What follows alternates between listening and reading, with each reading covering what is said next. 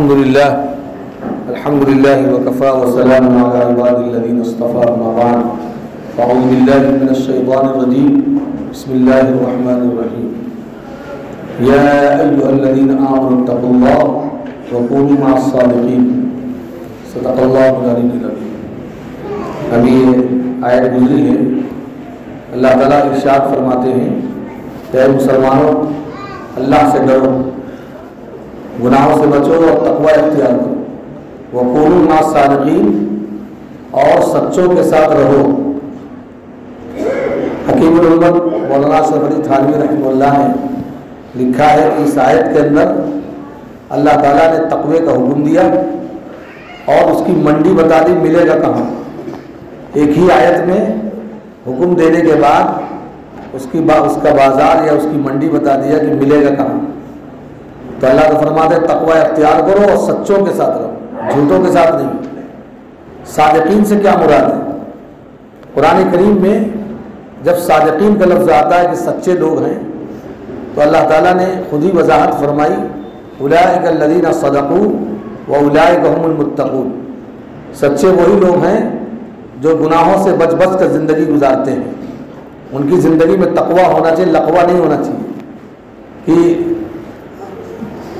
بیان تو بڑا اچھا کرے لیکن تقریر تو بہت اچھی، لیکن اندر سے لقوہ لگا ہوا ہے، یعنی گناہوں میں ملوث ہے، جائیداد پراپرٹی کے اعتبار سے اس نے حق مار رکھا ہے. تو ایسا آدمی متقی نہیں ہو سکتا. تقوی کہتے ہیں ظاہری باطنی سارے گناہوں کو یکلخت چھوڑ دے، وہی متقی ہوگا. تو تقوی حاصل کرنے کا راستہ کیا ہے؟ صادقین کے ساتھ رہو. کتنا رہو؟ صاحب روح المعانی نے لکھا ہے کونوا لتکونوا مثلہم، اتنا رہو کہ انہی کی طرح ہو جاؤ. اسی لیے اللہ والوں کے پاس لوگ رہنا پہلے کرتے تھے تو اللہ والے بنتے تھے. اب تو اللہ والے نہیں، اب عارف باللہ بہت کم بنتے، باغڑ باللہ زیادہ بنتے، چونکہ رہتے ہی نہیں. اس لیے رہنا سیکھیے. پہلے بزرگوں کے پاس خانقاہوں میں لوگ جا کر وقت لگاتے تھے، ان کی جوتیاں سیدھی کی جوتی کھاتے بھی تھے، تب ان کی زندگیوں میں تبدیلی آتی تھی. ایک بات یاد رکھیے ہمیشہ، علم حاصل کرنے سے تربیت نہیں ہوتی. تربیت تو کسی مربی کی تربیت سے ہوتی. مثال کے طور پر آپ نے بریانی پکانا سیکھ لیا. کیسے سیکھا؟ پڑھ کر کے. آپ نے دیکھا کتاب میں کہ بریانی ایسے بنے گی، بنا کے دیکھ لیجئے، نہ بگڑ جائے گی تو کہیے گا. کسی پکانے والے سے رابطہ کریے اور اس کی تربیت میں آپ بریانی بنانا سیکھیں گے تو سیکھ جائیں گے. آپ نے دیکھا کہ گردے کا علاج ایسے کیا جاتا ہے تو آپ ایسا کریے کہ گردے کا مریض کو لٹا دیجیے، آپریشن کر دیجیے تو مار ڈالیں گے. تو ایک ہے علم اور ایک ہے تجربہ، تربیت. یہ انسان کو جب تک پریکٹیکل جیسے تجربہ، تمرین، مشق جب تک نہیں کرے گا تب تک نہیں. تو علم تو حاصل کرتے ہیں ہم لوگ، لیکن اس پہ تجربہ کرنے کے لیے، تربیت کے لیے، سیکھنے کے لیے کسی کے پاس رہنا پڑے گا. بڑے بڑے علماء اللہ والوں کی صحبت میں رہے. دنیا کے کہتے ہیں نا، ہندوستان کے ایک بڑے عالم ہیں مولانا قاسم نانوتوی رحمۃ اللہ علیہ، جو 100 علوم کے ماہر تھے، لیکن انہوں نے ان تمام علوم کی مہارت کے باوجود تربیت اٹھائی ہے حاجی امداد اللہ مہاجر مکی رحمۃ اللہ علیہ کی صحبت میں رہ کر کے، اور ان سے فیض اٹھایا.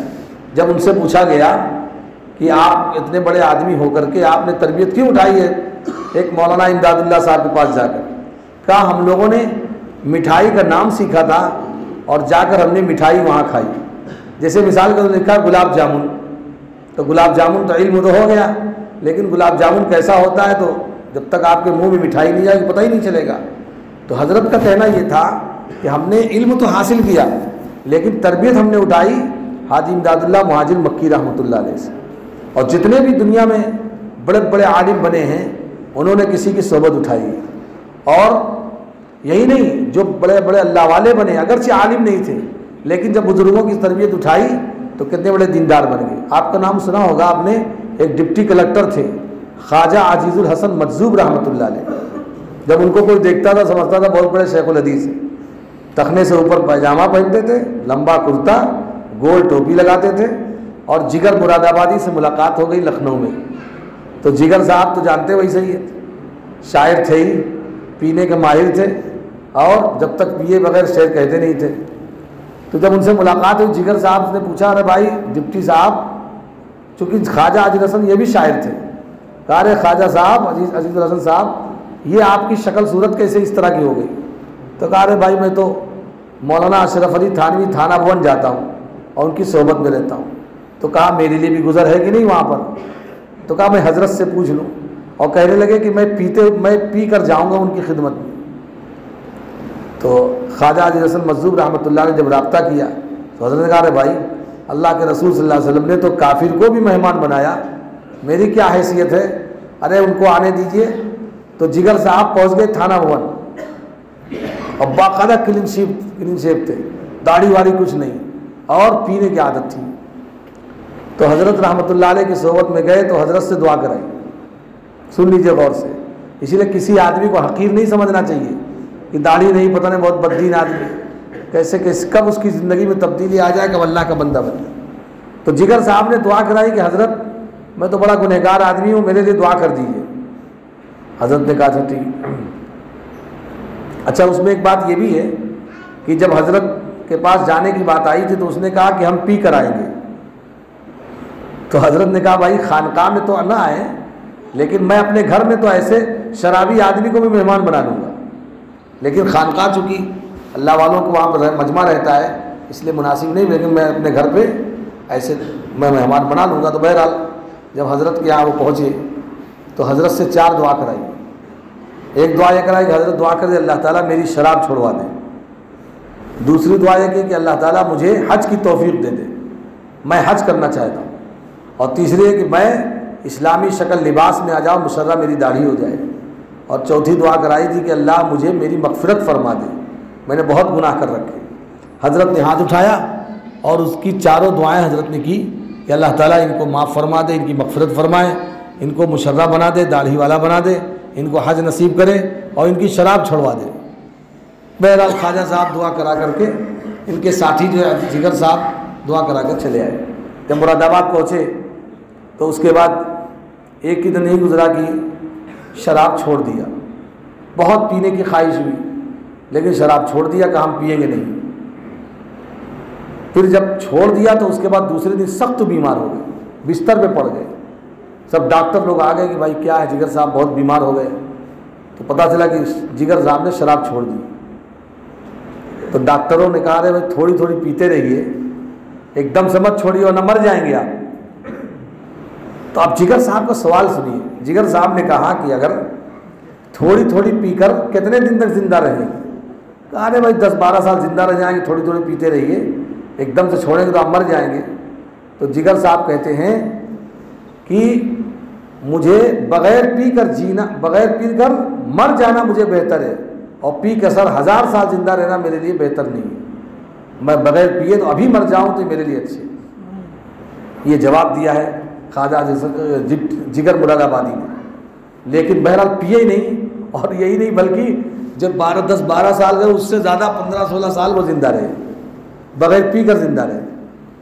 اور اس کے بعد کیا ہوا؟ اسلامی شکل، اسلامی لباس میں آ گئے، اور چہرے پہ داڑھی آ گئی، سنت رسول اللہ زندہ ہو گئی۔ اور اس کے بعد انہوں نے حج بھی کیا، 3 دعائیں قبول ہو گئیں۔ اور چوتھی دعا کیا تھی؟ ارے مغفرت کی۔ تو جس مولا نے 3 دعائیں قبول کیا وہ ایک چھوڑ دے گا؟